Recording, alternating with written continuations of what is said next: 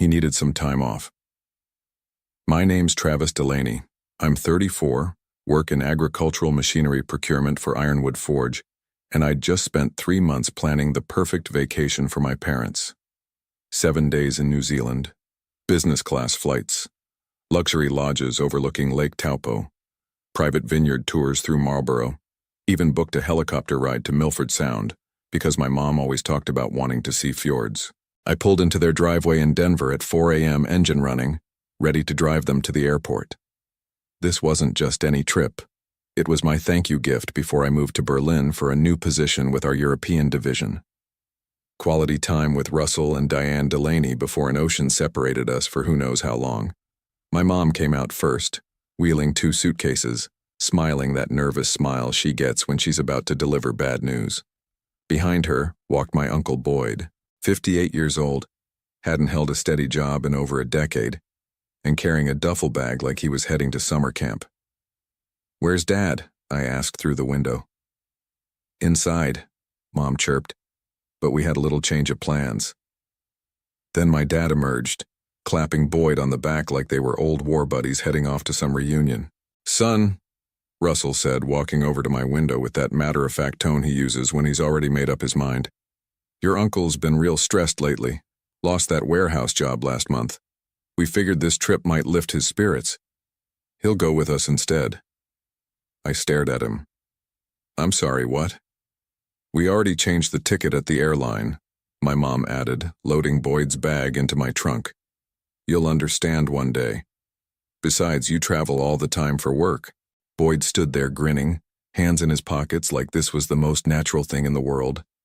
Like I hadn't spent my savings and vacation time organizing a trip specifically for my parents. Like he hadn't been borrowing money from them for the past 5 years while spinning stories about job interviews that never panned out. I didn't yell. I didn't slam the car into reverse and leave them standing there. I just sat for a moment, hands on the steering wheel, watching my breath fog up the windshield in the cold Denver morning. "All right then," I said finally. "Enjoy." The drive to the airport was quiet except for Boyd talking about how he'd always wanted to see the Southern Hemisphere. My parents nodded along like this had been the plan all along, like I was just the chauffeur. I dropped them at departures, helped with their bags, and watched them walk away. My mom turned back once to wave. Dad never looked back. Something had broken that morning. I just didn't know how much yet. Growing up, Boyd was the fun uncle, the one who showed up to family barbecues with stories about his latest venture or girlfriend. He'd worked construction, sold insurance, tried his hand at landscaping. Always had a reason why the last job didn't work out and a plan for the next big opportunity. Somewhere along the way, the stories stopped being charming and started being excuses. My parents never saw it, or maybe they chose not to. When Boyd got evicted from his apartment 3 years ago, they let him stay in their basement, temporarily. When his truck got repossessed, my dad co-signed for a new one. When Boyd needed money for job training programs that never seemed to lead anywhere, my mom would slip him cash and tell him not to mention it to me. I'd tried talking to them about it. Gently at first, then more directly. "He's family," my dad would say. "You don't turn your back on family." "He's going through a rough patch," my mom would add. "Everyone deserves a second chance." Boyd had been through about 15 rough patches by my count, but I'd learned to keep my mouth shut. They were adults. They could make their own decisions about their money and their house, but this was different. I'd booked this trip 6 months ago, right after getting the Berlin offer. The company was paying for my relocation, but I wanted to do something meaningful with my parents before I left. New Zealand had been my mom's dream destination since she was young. She'd collected travel magazines about Queenstown and Rotorua, talked about the hot springs in the wine country. I'd researched every detail. Found a boutique lodge in Hawke's Bay where they could watch the sunrise over the vineyards. Booked dinner at a restaurant overlooking Waitemata Harbor. Even arranged for them to meet a Maori cultural group in Rotorua because my dad had always been interested in indigenous history. The whole thing cost me nearly $15,000. Worth every penny to see my parents experience something extraordinary together, and they'd given it to Boyd. The warning signs had been there. Boyd asking casual questions about the itinerary when he came for dinner last month. My mom being vague when I asked if they were excited about the trip. My dad mentioning that Boyd seemed really down lately and maybe needed some cheering up. I should have seen it coming. Should have known that their soft spot for Boyd's problems would override their appreciation for what I'd tried to give them. But I'd trusted them. Believed that this trip meant something to them too. Now driving home from the airport alone, I realized I'd been naive. In their minds, Boyd's needs would always come before my gestures. The question was what I planned to do about it.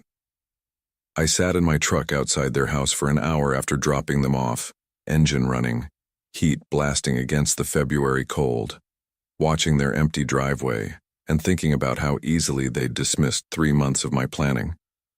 It wasn't really about the money, though $15,000 wasn't pocket change for me. It wasn't even about Boyd getting a free vacation he hadn't earned. It was about what my parents had chosen. When faced with my thoughtful gift and Boyd's vague neediness, they'd picked him without a second thought. My phone buzzed. Text from my mom. Boarding now. Thank you so much for understanding, honey. We'll send pictures. Understanding. Like I'd agreed to this. Like I'd smiled and said, of course, give my vacation to Uncle Boyd instead. I drove home and sat at my kitchen table with my laptop staring at the confirmation emails. Flight details. Hotel reservations. Restaurant bookings. Everything perfectly timed and researched. Then I opened a new browser window and started typing. First, I canceled the hotel reservations. All of them. The luxury lodge in Hawke's Bay, the boutique place in Queenstown, the spa resort in Rotorua. Clicked through each cancellation confirmation, watching my deposits get refunded. Next, the rental car. Gone. The restaurant reservations. Canceled. The helicopter tour to Milford Sound. Canceled. The wine tasting appointments. Canceled. Each click felt like closing a door that my parents had chosen not to walk through. But I wasn't done. I opened my email and started composing a message to New Zealand Immigration Services. Professional tone, factual details, information about Boyd Delaney, United States citizen, possibly attempting to enter New Zealand while facing an unresolved legal matter in Colorado. Nothing false. Boyd actually did have that outstanding court case for unpaid fines. Something he'd mentioned casually at Christmas, laughing about how the system was too slow to catch up with him. I attached Boyd's full name, date of birth, and flight information, suggested they might want to look into his background before allowing entry, sent the email at 11 p.m. Denver time, which would be early morning in Auckland. Then I called my travel agent and changed my own flight to Berlin. Instead of leaving next month as planned, I'd be gone in 3 days. The company had said I could start early if needed. Suddenly, I needed to. I poured myself a whiskey and sat back in my chair. No anger, no shouting, no dramatic confrontation. Just quiet, careful action. My parents had made their choice. Boyd's comfort mattered more than my effort. They valued his temporary happiness over the relationship I'd tried to honor. Fine. They could deal with the consequences of that choice. I raised my glass to the empty room. Enjoy New Zealand, I said quietly. Tomorrow I'd start packing for Berlin. Tonight I'd wait for my phone to ring. My phone started ringing at 6 a.m. the next morning. International number. I let it go to voicemail, then again at 6:15 a.m. This time I answered. Travis? My dad's voice, strained and tired. We're at the airport in Auckland. How's New Zealand? I asked, sipping my coffee. That's what I'm calling about. There's been some kind of mix-up. They pulled Boyd aside at customs and now they're saying there's an issue with his entry. I set my coffee down slowly. What kind of issue? Something about a legal matter back home. They have him in some office asking questions. Your mother's beside herself. We've been sitting here for 2 hours. That's terrible, I said. What legal matter? You know, those old traffic fines from last year. Boyd said he was handling it through his lawyer, but apparently it shows up in their system as unresolved. Boyd didn't have a lawyer. Boyd had been ignoring court summons for months, joking about how they'd never track him down. But my dad didn't know that. Where are you staying tonight? I asked. That's another problem. When we got to the hotel, they said our reservation was canceled. Some error in their system. Same thing happened with our rental car. I walked to my window looking out at the Denver skyline. All your reservations got canceled? Every single one. The hotel manager showed us the cancellation confirmations in their computer, said they came through yesterday. We're trying to find somewhere else, but everything's booked. Peak tourist season, apparently. How's Mom handling it? She's pretty upset. Keeps asking how this could happen. Boyd's still with the immigration people. We don't know if they're going to let him in the country or not. I could hear my mother's voice in the background, talking to someone at what sounded like an information desk. Stress in her tone. The kind of helpless frustration she got when things went wrong and she couldn't fix them. Maybe you should come home, I suggested. We can't just leave Boyd here. And we spent so much on this trip. Your mom was really looking forward to it. My mom was looking forward to the trip I'd planned for her. The trip she'd given away. Dad, can I ask you something? Of course. Why didn't you talk to me before changing the plans, before giving Boyd my ticket? Silence on the other end. Then, your uncle needed this, Travis. He's been in a bad place since losing that warehouse job. You're young. You travel all the time for work. You'll have other opportunities. This wasn't about opportunity. This was about spending time with you and Mom before I moved to Berlin. You'll be back for visits. That's not the point. Another long pause. Are you saying this is somehow your fault? These reservation problems? I almost laughed. Even now, stuck in an airport on the other side of the world with his brother-in-law detained by immigration, my dad couldn't imagine that actions might have consequences. No, Dad. I'm saying things have a way of working out how they're supposed to. That doesn't help us right now. We're stranded in Auckland with nowhere to stay and no car. Boyd might get deported. Your mother hasn't eaten anything since the plane food. There are hotels near the airport, probably expensive, but available. We can't afford airport hotels for a week, Travis. Not after spending so much on the flights. The flights they'd changed without asking me. The trip they'd redesigned around Boyd's needs instead of appreciating what I'd offered them. Maybe Boyd can help with costs, I said, since he's the one who wanted to come. He's unemployed, you know that.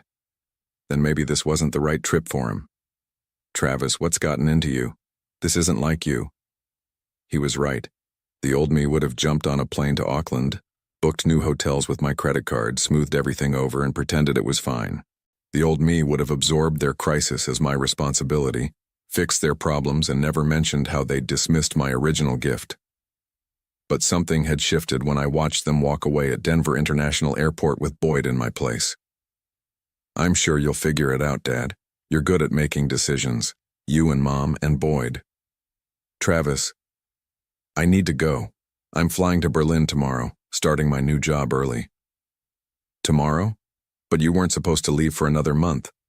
Plans change, I said, and hung up. My phone rang 16 more times that day. I answered none of them. Instead, I spent the afternoon at Ironwood Forge, wrapping up loose ends and transferring my projects to colleagues. My supervisor, Janet, had been surprised when I asked to accelerate my departure date, but the Berlin office was happy to have me start early. Family emergency? She asked, processing my paperwork. Family clarity, I said. That evening, I started packing. Clothes, books, a few personal items. I'd already arranged to rent out my house furnished so most of my stuff could stay. I was folding shirts when my doorbell rang. Boyd's truck in my driveway. I opened the door to find him standing there, still in his travel clothes, looking like he'd been awake for 36 hours straight. They sent us back, he said without preamble. I figured. Immigration wouldn't let me enter. Said there were red flags in my background check. Took them 6 hours to process everything and put us on a return flight. I leaned against my doorframe. That's unfortunate.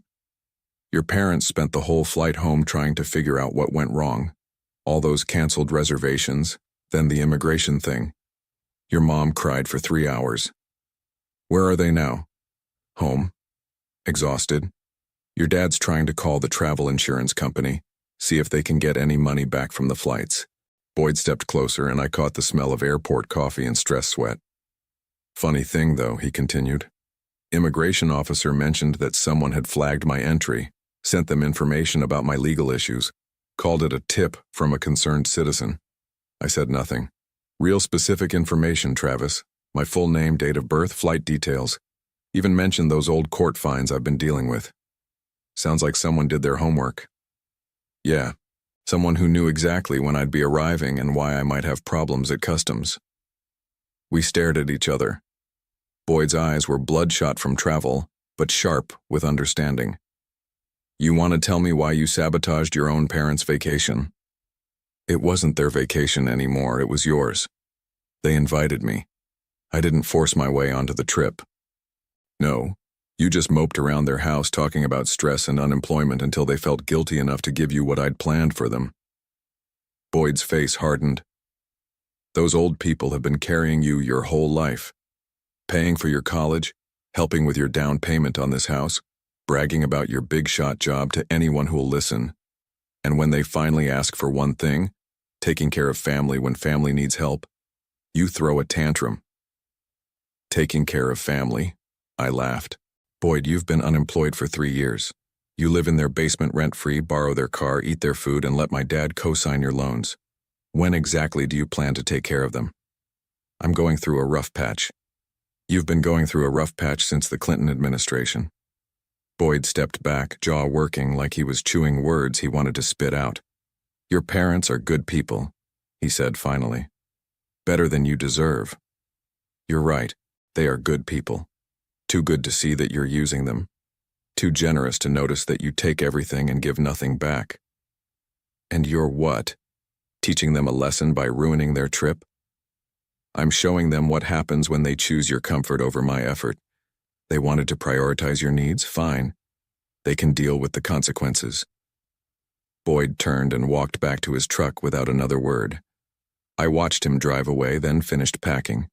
Tomorrow, I'd be in Berlin. Tonight, I'd sleep better than I had in months. The call came at 7 a.m. just as I was loading my last suitcase into the truck. Travis. My dad's voice flat and tired. We need to talk. I'm heading to the airport, Dad. Boyd told us what you did. I stopped loading and straightened up. What did I do? The immigration tip, canceling our reservations, sabotaging the whole trip. Sabotaging? You gave my trip to someone else. I just made sure you got the experience you chose. That's not... He stopped and I heard him take a deep breath. Why would you do this to your mother? She didn't sleep last night. Keeps asking what she did wrong. She didn't do anything wrong, neither did you. You just made a choice. We were trying to help family. You were enabling Boyd again like you have for the past 3 years. Silence on the other end. I could picture him in their kitchen, probably staring out the window at Boyd's truck in their driveway, trying to figure out how this had become his problem to solve. Your mother wants to know if you'll come over before your flight. To talk. There's nothing to talk about. She's your mother, Travis. And I'm your son. The one who spent 3 months planning something special for you. The one who wanted to create memories before moving overseas. But that didn't matter when Boyd needed cheering up. We thought you'd understand. I do understand. I understand that Boyd's temporary feelings matter more than my permanent gestures. I understand that you'd rather manage his problems than appreciate my efforts. I understand exactly where I stand in your priorities. That's not fair. Fair? I laughed, closing my truck's tailgate. You want to talk about fair? Fair would have been asking me before changing my trip. Fair would have been considering how I'd feel about my vacation being handed to someone who's never worked for anything. Fair would have been recognizing that I was trying to do something meaningful before leaving the country. We didn't think... That's right, you didn't think. You just reacted to Boyd's latest crisis and assumed I'd be fine with whatever you decided. I got in my truck and started the engine. My flight to Berlin left in 4 hours and I still needed to return my rental car and check in. Travis, please. Your mother is heartbroken. Tell Mom I love her. Tell her I'll call from Berlin when I get settled. What about Boyd? What about him? He's family. So am I, Dad. So am I. I hung up and pulled out of my driveway for the last time as a Denver resident. At the airport, I checked my phone one final time before boarding. 3 missed calls from my parents, 2 text messages from my mom asking me to reconsider, and 1 voicemail from Boyd. I deleted them all without listening. The flight to Berlin was peaceful. 17 hours to think about family dynamics, personal boundaries, and the difference between loyalty and enabling. I read a book, watched 2 movies, and slept better than I had in weeks. When we landed in Berlin, I turned on my phone to find a text from my dad. "Your mother says she understands why you're angry. Call when you're ready." I put the phone away and focused on immigration, baggage claim, and getting to my new apartment. Understanding was a start, but changing behavior was something else entirely. Either way, I was 3,000 miles away from their drama now. Time to build something new. 3 weeks into my Berlin assignment, my phone rang during lunch break. International number again. "Travis?" My mom's voice, clearer than before, steadier. "Hi, Mom. How are you?" "Better. We need to tell you something." I waited. "We asked Boyd to move out." I set down my coffee. "When?" "Last week. Your dad found out he'd been using our credit card for online purchases. $1,500 worth of electronics and clothes. When we confronted him, he said he'd pay us back from his next job." "What next job?" "Exactly what your father asked." She paused. "Boyd got angry, said we were being unreasonable, that family should stick together during hard times. Then he mentioned the New Zealand trip, said you'd turned us against him. And?" "Your dad looked at him and said, 'Maybe we should have turned against you a long time ago.'" I leaned back in my chair, watching traffic pass by my Berlin office window. "We gave him 30 days to find somewhere else to live," my mom continued. "He's staying with his friend Kevin now, making it sound like we kicked him out for no reason." "How do you feel about it?" "Relieved," she said immediately. "And stupid. We should have seen what you saw years ago. You were being kind. We were being foolish. There's a difference between helping someone and letting them take advantage of you." "What changed your mind?" "The trip. Sitting in that Auckland airport, watching Boyd argue with immigration officers, seeing him blame everyone except himself for his problems, and then realizing that you'd warned us in your own way and we'd chosen not to listen." A long pause. "Your dad wants to talk to you." "Put him on." "Travis." My dad's voice, gruff but warmer than our last conversation. "I owe you an apology." "You don't owe me anything, Dad." "Yes, I do. We took your gift and threw it away. Treated your thoughtfulness like it didn't matter. You had every right to be angry." "I wasn't angry. I was disappointed." "Same result. We hurt you and you showed us what that felt like." I looked out at the German street scene below, people walking to work, tourists checking maps, normal life continuing in a new city. "Are we okay?" he asked. "We're okay." 6 months later, I flew back to Denver for Christmas.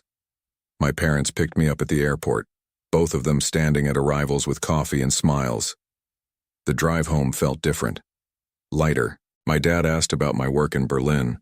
My mom wanted to hear about the Christmas markets and the food. No mention of Boyd until I brought him up. "How's he doing?" "Working construction again," my dad said. "Kevin got him a job with his crew. Boyd seems to think we'll invite him for Christmas dinner." "Will you?" My parents looked at each other. "No," my mom said firmly. "We're learning about boundaries." That evening, we sat in their living room, looking through photo albums, pictures of family trips from when I was young, holiday gatherings, birthday celebrations. Boyd appeared in several of them, always smiling, always at the center of attention. "You know what we want to do?" my mom said suddenly. "What?" "Take that New Zealand trip, the real one, the way you planned it." "Mom, you don't need to." "We want to," my dad interrupted. "With you, this time, when you can get vacation from Berlin." I thought about vineyard tours and fjord helicopter rides, about sitting with my parents watching sunrise over Hawke's Bay, about sharing something beautiful instead of managing someone else's chaos. "I'd like that," I said. Later that night, I walked through their basement. Boyd's room was empty except for some old furniture and boxes, clean and quiet, ready for something better. My phone buzzed. Text from a colleague in Berlin. "How's Denver?" I typed back. Exactly what I needed. Sometimes the best gift you can give people is showing them what they're worth defending.